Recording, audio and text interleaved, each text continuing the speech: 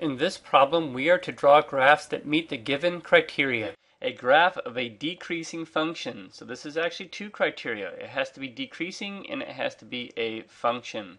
Let me take care of the decreasing part first. All that it means for a graph to be decreasing is if you move left to right that the graph goes down. So this would be a decreasing relation.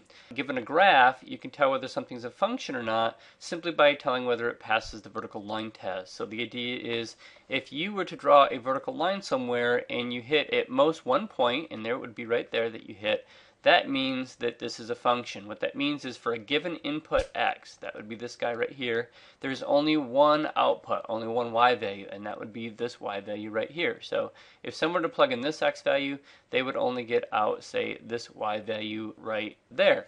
So it is definitely a function because no matter where I draw the vertical line, I would only hit one point at a time. So this is definitely decreasing, and it is definitely a function. So to draw a graph that does not represent a function, there's lots of ways of doing that. You could graph this, you could graph a circle, anything that you graphed so that if someone were to draw a vertical line and hit more than one point, it would not be a function. That would be an example of something that's not a function, and this is why. To be a function, for every input x, there can only be one output. In fact, there has to be exactly one output to be a function.